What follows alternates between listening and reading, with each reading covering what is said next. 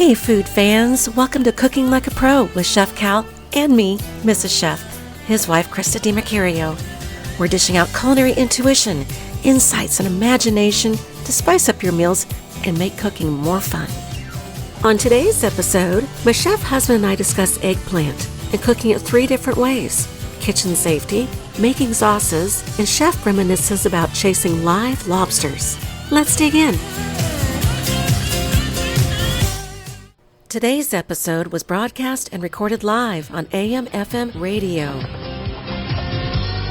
Welcome to Cooking Like a Pro here at KCNR. Thank you for tuning in. Thank you for listening. We appreciate you taking the time out of your, could be drive time.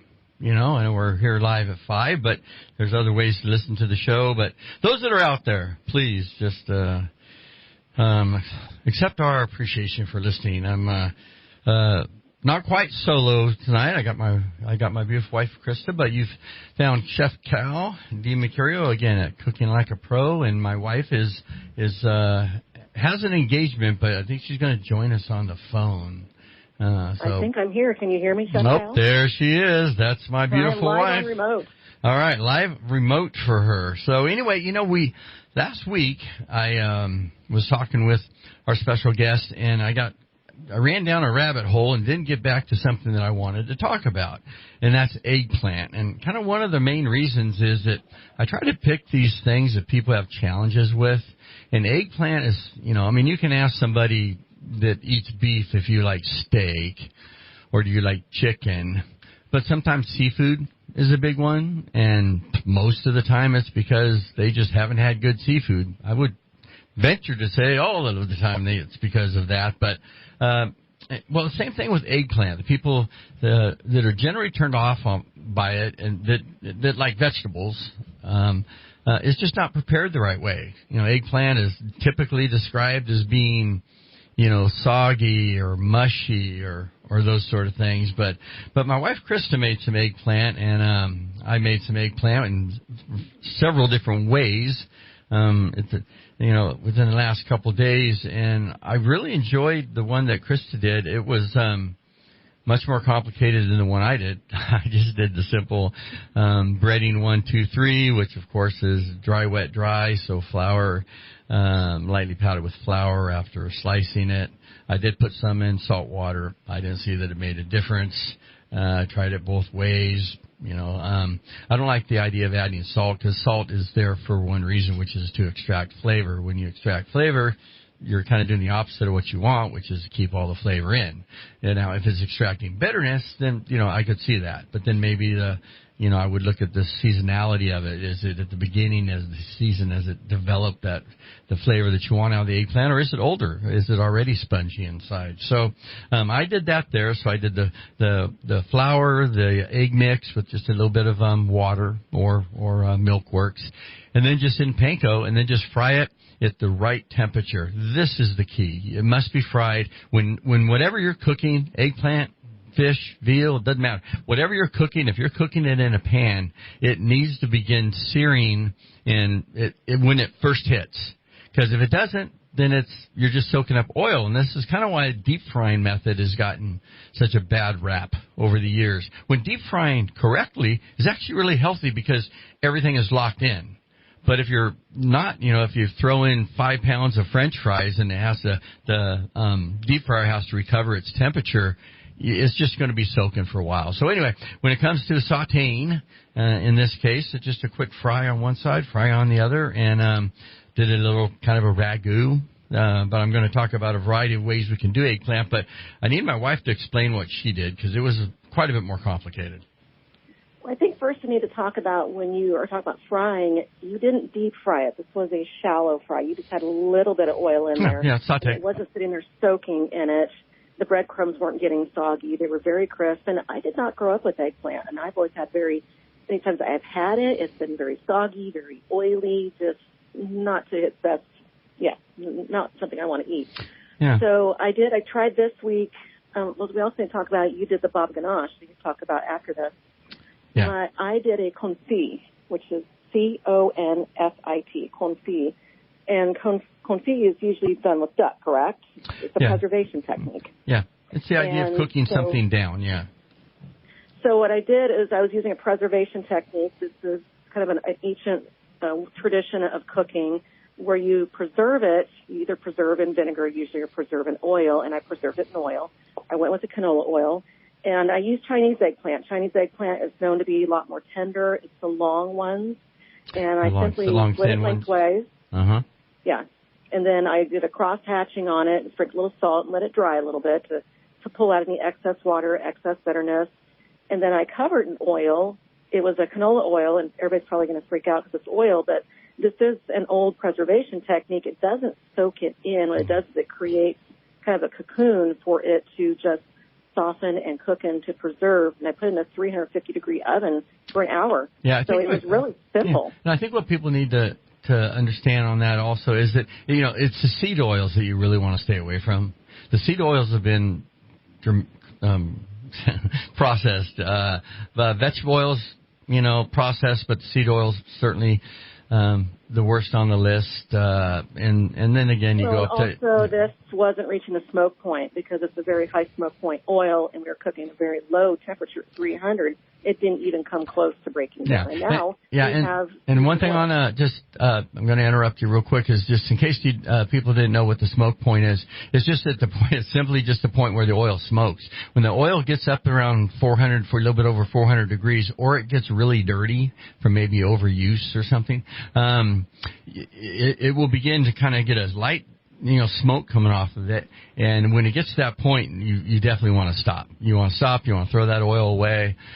We highly recommend when you're cooking this way that you strain those oils to get any of those loose particles out, because those particles keep cooking. So we have this vat of oil with the eggplant, but you put something else in there.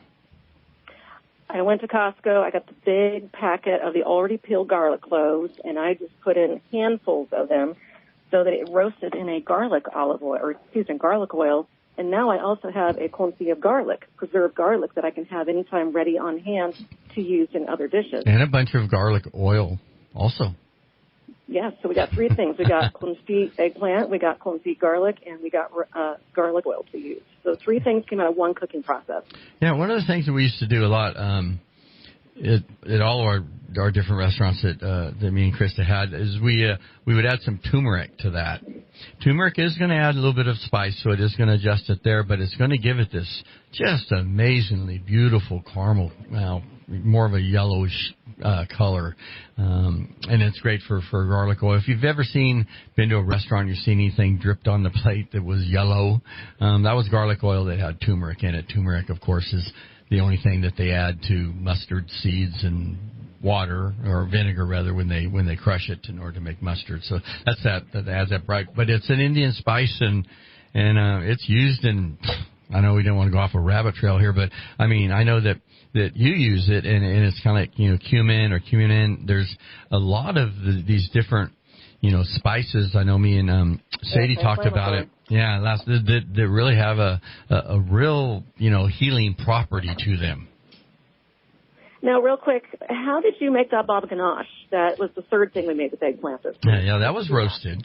So we had one eggplant that was a little less firm than the other, so I just simply cut it in half. I rubbed it down with some garlic and oil, a little bit of secret salt, salt and pepper's fine, and roasted it off for 45 minutes and then let it cool overnight. And then you just scrape the inside of it out, and it really comes out almost like a hummus kind of a texture, but not coarse. Yeah, more creamy.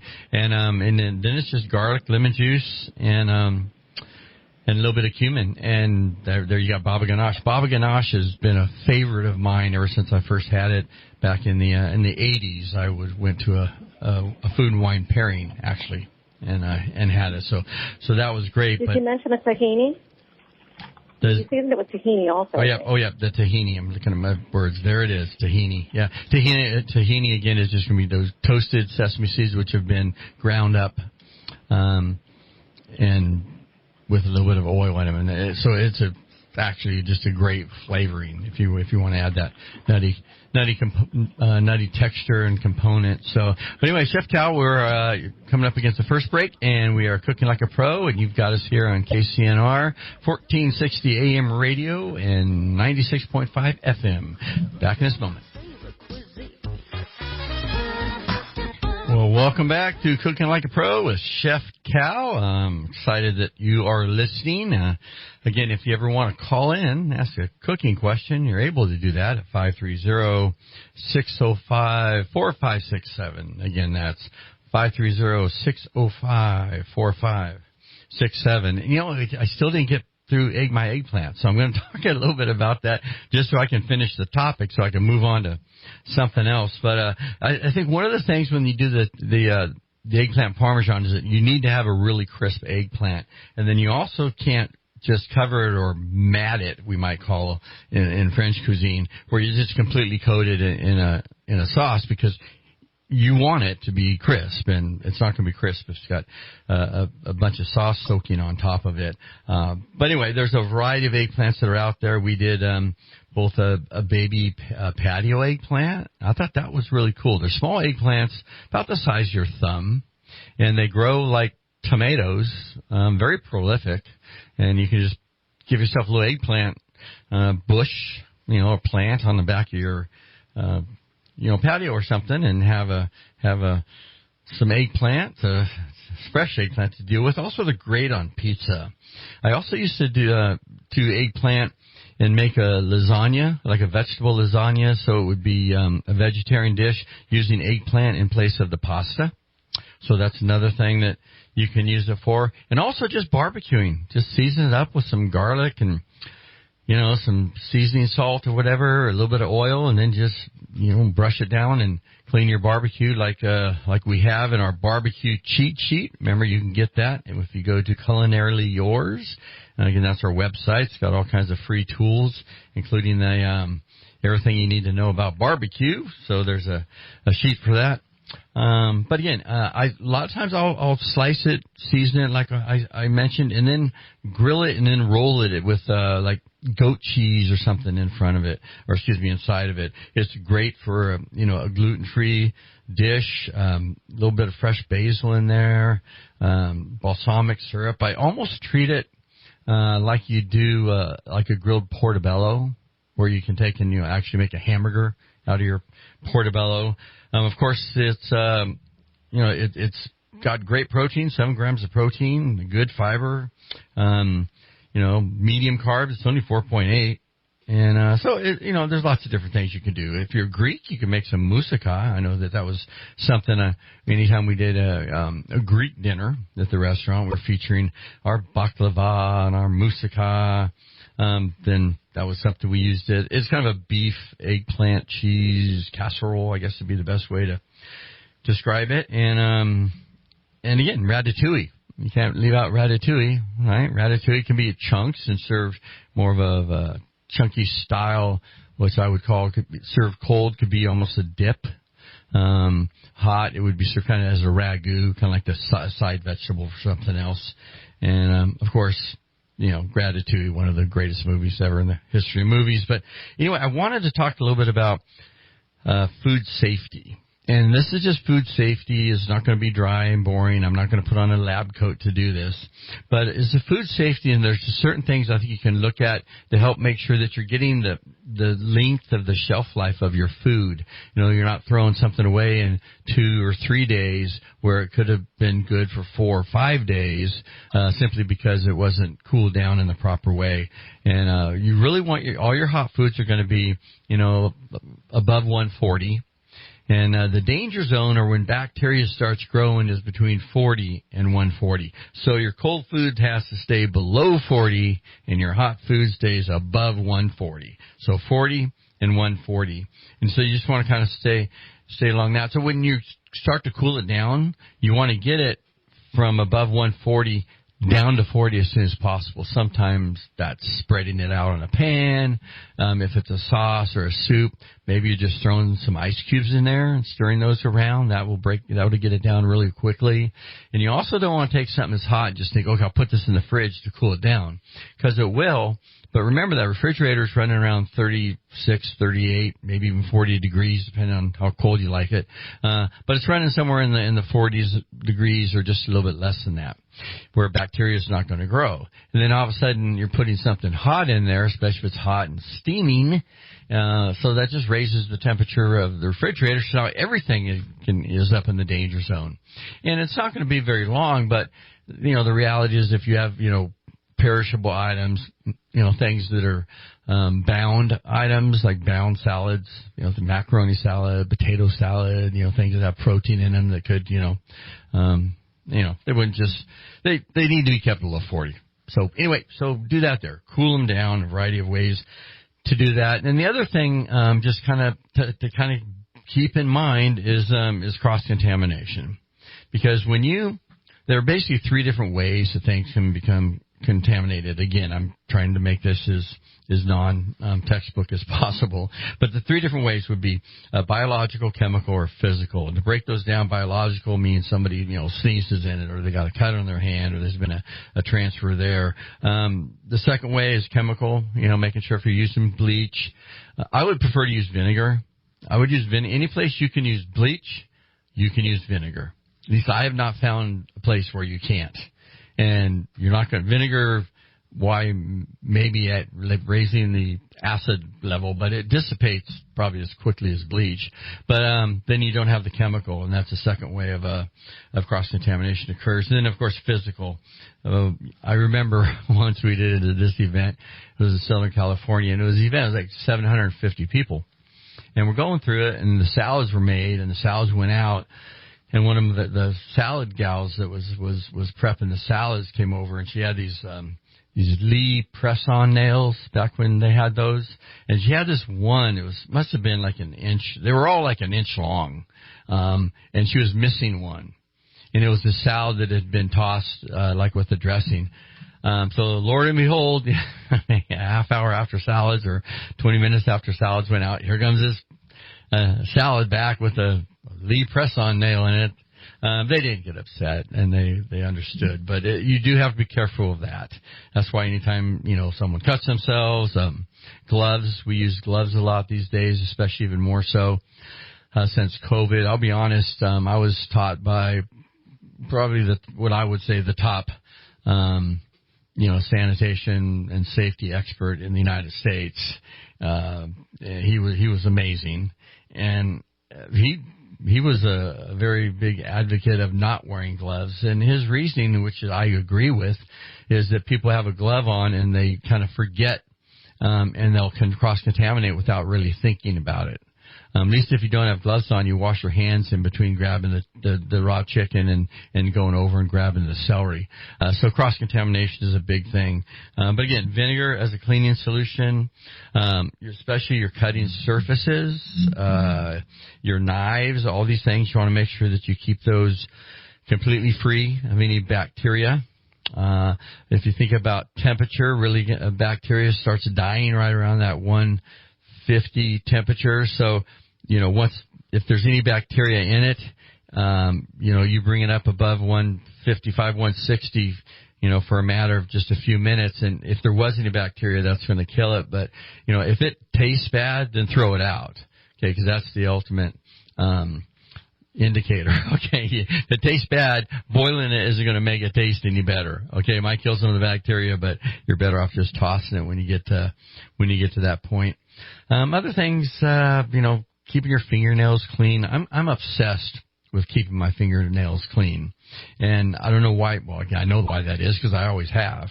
But I clean my fingernails all day long because, you get in things and you get stuff underneath your nails, and, having your proper cleaners to be able to do that. Big thing. Allergies is another big thing we should just touch on real quickly. Nuts is a big one.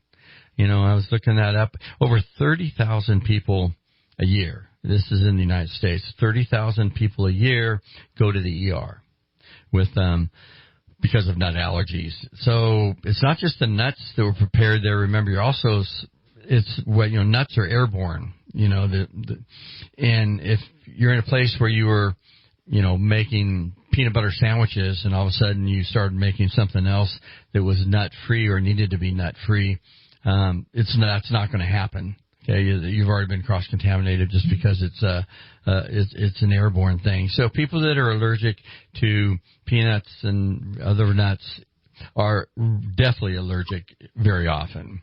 I always keep EpiPens around and things like that to be safe. But it's just you want to be careful. You want to just be careful when you're working with nuts. Biological, foods need the same thing we need. So bacteria needs that same thing rather. So a pathogen that's growing needs food. It needs, low acid, high acid. Of course, vinegar would trump it. Temperature is a bad thing for it. So we want to get the temperature up there to kill it. Time, and needs oxygen to breathe, and then also needs moisture. So just, keep your foods, stored properly, use fresh items. I always say if I wouldn't eat it, I won't send it out, in a restaurant. So there's those things. And then also things like, gluten intolerant or, other intolerances, lactose. I'm actually lactose intolerant, which, is very unfortunate simply because, I haven't had a bowl of cereal since I was probably 8. And I love the idea of cereal and ice cold milk, and I know there's other milks out there, but it just seems like cheating. I don't know. But anyway, gluten intolerance is a big thing. Got to be real careful of the gluten for people that are celiac or even don't even have to be all the way celiac. And even if it's just their idea of eating more healthy, that's fine as well. But between the gluten and lactose, which is the dairy intolerance, you just want to be careful. When people ask for that, make sure that you have workarounds for them, whether it's a different type of cracker that's made out of rice instead of wheat, those kind of things. So anyway, we're coming up to the break at the bottom here. You've reached Chef Cal. You've got me on here at KCNR, Cooking Like a Pro. You can reach us at cookinglikeapropodcast.net. Be back right after the break. Welcome back. This is Cooking Like a Pro. This is Chef Cal, just sharing an hour of food with you. We appreciate you listening, and be sure to turn your friends on to it too if they'd like to listen, if they're interested in food. Again, we cover a little bit of pretty much anything that is food related, restaurant related, industry related, that kind of thing. And I did want to mention I was working last night with an organic pasta. I guess this would be a shout out to Trader Joe's. But when we're talking about things that have not been overly processed, things that don't have a bunch of additives in there, when you have a meal of some sort and you look on it and not only are there 4 or 5 things you can't pronounce, you don't even know what they're in there for, and they're just added to the other 15 ingredients that are in there. But this pasta here was a fusilli. It's just the round. It's you see a lot in pasta salads. Fusilli buca pasta. This was a macaroni product that was from Italy, imported into Trader Joe's, and it was just 2 ingredients. That's it. Just semolina and water. So, and it was organic, so it was grown correctly. So it was organic durum wheat, which durum wheat just means it's a little less ground. So it's not ground so much. And the more you grind something, the more you're just taking something out of it. That's the best way to look at it. And then, so along with the organic semolina, it just was water. And it came out great. I really enjoyed it. My son enjoyed it. I actually made a mac and cheese on it, so don't get me wrong. I know it's organic. I wasn't going healthy. I was going mac and cheese.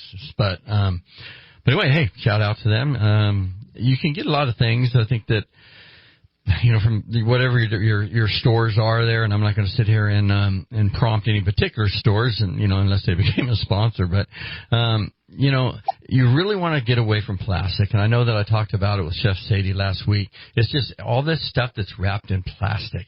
It gets into the food. So just bear that in mind when you go. Of course, farmers markets are one place. There are places where things are just, presented in, bushel baskets. That's one way to look at it. But I did want to talk a little bit about sauces. Sauces are so easy, and you can modify them to go gluten-free. You can modify them to go low-calorie. You can modify them to be just as rich and thick as you want. You just have to learn them. And once you learn them and get those down, remember, I went through a French apprenticeship program, so we were taught everything from scratch. But then you see all of these different items, convenience products, things that have just been invented since, back in the day. Stocks is a great example. We used to cook a chicken stock, and you take the chicken feed and roast it with vegetables and throw them in the pot, and that sucker could go for 8 hours. I mean, unfortunately, sometimes it almost became like a garbage can.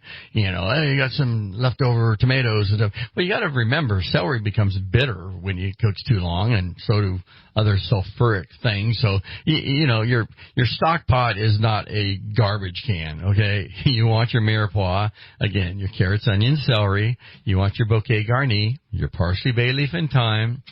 You might change that carrot out if you're making something light colored. Let's say you're going to make a cream of chicken soup. If you want to make a nice creamy chicken soup and add some rice to it or something, you're not going to want that carrot pigmentation in there. I mean, you put carrots in it, but don't use them in the stock, because then because you want it to be a lighter color. Especially, let's say you're going to do a cream of mushroom soup. Then I'd probably omit the carrots and just replace that with equal amount of leek. So that would be the way the French would do it. That's the way I do it, and that's the way that works. So your mushroom soup doesn't look, maybe as dark as it could. Most of these vegetable soups are cream soups, so the cream's gonna lighten them up as well. But when we walk down the sauces, remember there's always 5. There's only 5 you need to worry about, and they all go by color. Okay, my wife's not on the phone. So I don't know if this is on our website. If it isn't, we'll get it on there, because I think that's where I pulled it from. But she just labeled it sauce pedigree. So you've got your 5 sauces. Again, just take your hand, and if you still got 5 fingers, each hand is a sauce. So we got by color: white, brown, red, yellow, blonde. Again, white, brown, red, yellow, blonde. So now let's walk through these, because you're aware of these. You see these almost daily in your meals, in your eating, especially if you go out to eat. A white sauce is just a white roux. It's usually half milk or cream, but I would use milk. Why spend the extra money on cream? You can always finish things off with cream, to get that creamy coating over your mouth. But don't spend the money, too early on this. So it's half milk and half poultry stock. So half milk, half poultry stocks. We talked about our cream soups can fall into this category as well, but they also fall into one of the other ones I'll mention in a second. So you have a white roux, which is, your roux are just, there's 3 different types of roux: white, blonde, and brown. The roux coincide with the sauces. White roux, white sauce; blonde roux, blonde sauce; brown roux, brown sauce. So that's pretty simple math on that one. So white, brown, and blonde. So you cook the roux. You melt your butter, add your flour, mix it up. It's not cooked. It's just mixed. It looks like Play-Doh. It is the consistency of Play-Doh. We've all probably played with Play-Doh. You add that to your sauce slowly, 1 little spoonful or teaspoon at a time, slowly whisking so you don't get any lumps. And that's what's going to tighten this up. The more you cook the roux, which is flour and butter, the more you cook it, the more starch you take out of it. So the white roux is going to be very starchy. So when you add white roux to your half milk, half stock, you're going to come up with something that needs to cook in order to get that flour taste out. That flour taste is that kind of stick to the roof of your mouth taste. Yeah, maybe some consider it kind of more of an aspirin thing. But you don't want that in your sauce. So your white sauce, which you've made, and you thicken that up, and now that's called a bechamel. So you just learned the first one, the white sauce, white roux, white stock with milk and stock equals mother sauce. All right, so let's go to the blonde one, because it's fairly similar. It's a blonde roux, so your roux's cooked a little more, so it won't have to cook as long in the sauce. So that's a good thing.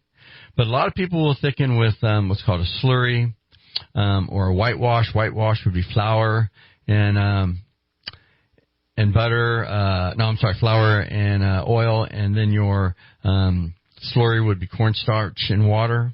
So cornstarch and water, flour and water. So that's a slurry again and a whitewash with flour, slurry with cornstarch. And so those are not going to be cooked out very well. So they're going to have to be cooked out while they're in the sauce. But that is what we call a blonde roux. So it's lightly cooked on the stovetop. We're going to add it again a tablespoon or so at a time. We're going to add that into a white stock, which is either poultry stock, fish stock, veal stock. We've talked about convenience items. This is where you go to the store and you get your beef base, your chicken base, your fish base, your clam base, or whatever, or you make your own. Get a bunch of clam shells and throw them in with some garlic, onions, celery, bay leaf, thyme, and let it cook down, and then you got this beautiful clam broth that you can use. So you can make it that way if you have the product. If you have leftover lobster shells or leftover lamb bones or leftover salmon carcass or leftover beef bones or chicken bones. So we're going to take this, again, go back to the blonde sauce. We're adding a blonde roux to one of these stocks, fish, veal, or chicken, and then we got what's called, instead of a bechamel sauce, now we got a velouté sauce. Velouté sauces are probably the number one sauce where cream vegetable soups come from. Cream of broccoli. It could be cream of cheddar. It could be cream of cauliflower, cream of eggplant, cream of carrot, cream of anything under the sun, cream of zucchini. So that's where you get your cream. So that's a mother sauce, okay, which you can add and make that into a soup as well. Now we're going to keep cooking our flour until it gets brown. We're going to add that into a brown stock, a beef stock. We're going to cook that out. The brown roux won't take as long because that starch has been cooked out. And we have what we call a brown sauce, or a espagnole sauce is what the French would call it. If you take this sauce, which is still fairly thin, and you reduce it by half, then you have a demi-sauce. Demi is the French word for half. So it's a sauce that's been reduced down to half. And it's just going to have beautiful flavor, and that's something you want to strain through, your wife's pantyhose or a coffee strainer, or something that's really going to, cheesecloth, works well as well. And then we're going to go to tomatoes. Tomato sauce is just tomatoes. You can add your aromatics to that and let that cook down with your parsley, bay leaf, and thyme, and your vegetables, and your garlic and your onions and stuff. And you cook that down. So tomatoes plus your water-based flavored stock. We would call a flavored vegetable stock a vegetable what was that called? Concasse, I think, something like that. But anyway, so that would be your stock, and then you have your tomato sauce. And then your last one, we were not going to touch on much because it's kind of off on its own. It's actually emulsified sauce, so you use clarified butter and egg yolks, and you get hollandaise.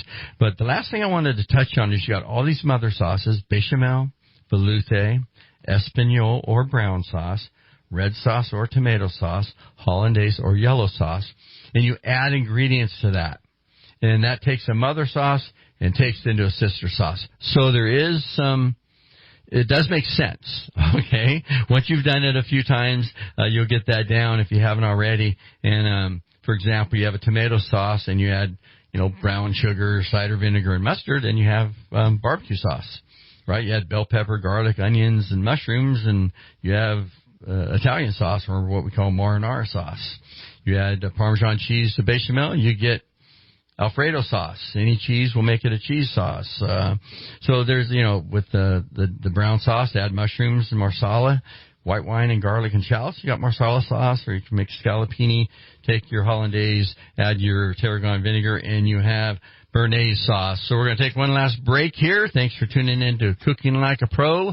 We'll be right back on KCNR 1460 AM. Welcome back to Cooking Like a Pro. Oh, Dino, he does it so well. Boy, he was so smooth, wasn't he? Man, I'm kind of wondering what percentage of my audience here at Cooking Like a Pro on KCNR actually knows who Dean Martin is. I really hope that the majority. I want younger people to listen. But, hey, Dino, Frank, all these guys, they're all going to come back and, everything's goes in a circle, right? And I think the food does too. My last restaurant, we did chicken and dumplings and, meatloaf and pot roast and roasted game hen. And these were things that a large part of our guests had no idea what they were. So they weren't raised with that. So that's sad, but we've also talked about that in the past. But I'm working on I'm working on a cookbook, okay? I may have mentioned that before. So I don't know when it's coming out, but we're working on it. It seems nonstop. So there's just a variety of things and stories that I've just been remind me of things in the past. How you start remembering back, and it's like you remember those pleasant things, and some of them not so pleasant. But it is something that I really enjoy. And I know that when I started, for example, I was only 9 years old. And I was coming home, and Mom always had that Post-it note. And I think I mentioned this before, but that Post-it note was always on the fridge. And then she had these instructions on what to do, like put the casserole in and turn the crock pot on and, get some water hot for the vegetables and whatever it was. So I just enjoyed doing that. And even, cooking pasta. I mean, all you had to do when you were in my house to know that we enjoyed ourselves cooking was stand in front of the stove and look up, because the ceiling was covered with spaghetti. Because it was just how I was taught. The spaghetti is done when it sticks to the ceiling, and the idea, of course, or the thought, or the reason, I guess, is that, when the starch starts coming out of the pasta becomes more sticky and sticks to the roof, which is what you want, right? You don't want it all inside you want al dente. Remember, the term al dente means to the tooth. So you're biting in, and there's a slight resistance between your teeth, and then your teeth break through. So it's not soft and mushy, and it's not hard and crunchy. It's in between that. But on the fridge was kind of, where it started, and then when we went on further on and then competing in the early 90s. I started competing in the early 80s, actually late 70s. It would enter any food competition I could find. A chili cook-off, or it didn't really matter. But I just competed, and then I competed for, decades. And then eventually got to a point where I was able to make it to the Olympic team in 93 and then work on that. And there's tons of stories. So that's going to be a big part of the cookbook. And we got David on line one. David, welcome to the show. Thanks for calling in to Cooking Like a Pro.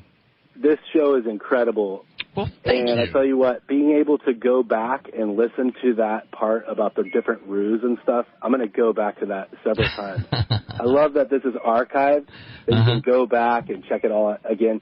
It's also archived on your website, is that right? Yep. Yeah, my wife takes it the next day and archives it for to kind of fulfill that podcast part of what it is that we do. But, I enjoy it. Incredible show. I just want to say thanks so much. All right. Well, thanks, Dave. I appreciate you calling in. You have a wonderful day. All right. Well, that was great. Yeah. Kudos. Thanks, Dave. You made my day. And that's the thing about calling in. If you have, there is, I'll tell you right now, I've been doing this for, 5 decades, but I've taught my entire life as well, and everything from kindergarten all the way up to elderly folks and everything in between, including 17 years of college and those sort of things. So I'll tell you right now, there's no such thing as a stupid question. Because if there's something that you don't want to call because you think it's stupid, I guarantee you there's a bunch of other people out there wondering the same thing. And that's why when I teach, I always teach from the basic lowest common denominator, because I don't want to pass anybody up. If I'm talking about making tomato sauce, but somebody is really uncomfortable with maybe understanding part of the process, I am going to go through that process meticulously. And this is one of the things that raises my blood pressure, and that's watching Food Network. I've talked about this in the past, where I'm looking at it and I'm just thinking, they're not going to be able to replicate that. And I want the food to really just stand out and to be the best that it possibly can. If that dish to just have everything that it could have added for the enjoyment of the guests. And I see that not happen continuously. Very seldom do I ever see it not happen. And I'm not saying that because of, any type of an ego thing. I'm trying to be as humble as I can. It's just that I know there's a better way because I've done it the wrong way, probably more times than not. And I'm not sure how many of those stories we're going to get. But, yes, I remember, the thing about competing is it allowed me when I made the Olympic team. And again, this is 93. I competed in the 96 Olympics, the 2000 Olympics, and 2004 Olympics. Again, they started in 1900 even. The Olympics, Food Olympics, always held in Europe, and they happen every 4 years, like the Sporting Olympics. I know I tell people I won an Olympic gold medal. It comes up in conversation, and I get asked. And they first look at me like what? Short, but I'm 5'7" and 190 pounds. I mean, I don't look like somebody that's going to be breaking any records on much of anything. Sometimes I'll joke and tell them the shot put. But anyway, so there are the Culinary Olympics, and when I started there, it took about $250,000, about $250 million all 3 times we went. And I was in charge of most of the financing of being able to do events and raise money. So we did all kinds of events. One that a lot of them, dozens of them stand out. One with Paul Pacus. We're talking about a chef that's so famous. He's passed away now, but it's so famous that as chefs, all we need to see is his silhouette, and it's him. But just a variety of just wonderful masters that have gone before us. I think of Michel Richard. I've talked about him. Charlie Trotter, of course. But being able to do these events, I look back at at one that we did, and it's called the Meadows Dinner. And it's for the Meadows School. It's a school down outside of Las Vegas. And when you walk through this school, we didn't always get to go and see, what the events that we were doing and raising money for, what they were. We weren't a part of that very often. This time we were. They took us to, all of us chefs, to the school, the Meadow School. And when you walk down the hallway, I remember there was not a place on the wall on either side of this school that wasn't floor to ceiling, certificates and awards. And these kids were either the best in the state or best in the country in whatever it was their task was. And it was just amazing. And the kindergartners actually played Hail to the Chief or Hail to the Chef, because this particular dinner, the executive chef of the White House, Henry Holler, we lost him about 4 years ago, but he was, might have been a little longer than that, but he was like the grand, chef spokesperson for the event. So we were replicating dishes out of his cookbook. It's called the White House Cookbook. Chef Henry Holler was in the White House. He spanned 5 different presidential administrations: Ford, Nixon, Carter, Reagan, and Johnson. And I just remember being down at this event and seeing all these things, like the kids playing Hail to the Chief with wooden spoons banging on pots and pans. We want to talk about cool, but this place was so big. I don't know, most people wouldn't know this unless they went there, but the MGM Grand and Treasure Island are connected underneath. So this event, I was running the event. I needed a golf cart to get from place to place. It was just there were ice carvings and smoke and dancing ladies and everything, and the meal was just top notch. I don't even know what they were charging per person, maybe $500. I can't even remember how many people it was. It was hundreds. I know that much. But it was just a blast. I remember getting this call, and I'm doing whatever, and it's like, hey, chef, we need you down here at the loading dock. So I jump on the golf cart, I go down the loading dock, and when they ship live shellfish, soft shell crabs, lobsters from Maine, they ship them in seaweed because they ship them alive, because you need them alive. And so we get all these lobsters that I ordered, and they're all from Maine, and the crate broke when they dropped them on the loading dock. So when I get down there's lobsters everywhere. They're crawling all over the place. And there's a couple guys that are working there on the dock and me, and we're all just running around grabbing lobsters. So kind of scurrying around. They don't go real fast, but when you got a few hundred lobsters, but those are the kind of things that you think about, and they make the event, they make it exciting. They create what food is supposed to create, right? Food is, in my opinion, food is meant to create two things: emotion, and then that story that's behind that. So those are the two things that, I guess the story behind it, we would say memories, right? So it creates these things that we're able to look back on in life and say, wow, that was fantastic. I remember that wedding, and I remember that birthday and that anniversary, and good things and bad things, and just things evolve around food. And it's just one of those central connecting points that I think that we can use. And again, it's something you have to do all the time. Why not have fun doing it?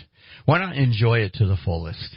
And that's something that you're always going to hear me, preach from my pulpit here, or my soapbox, or whatever you want to call it, because I really think that we should enjoy something that we have to do that much of.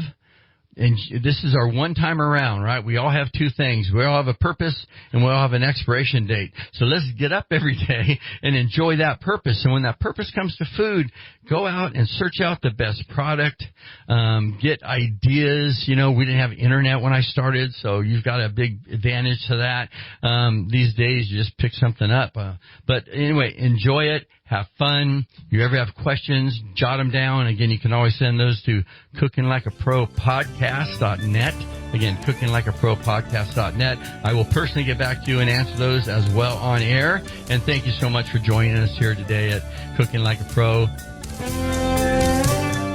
Thank you so much for spending time with us. Until next time, we hope you'll be cooking up a storm in the kitchen. So we'll be with you again next week with food, flavor, and fun right here on Cooking Like a Pro podcast.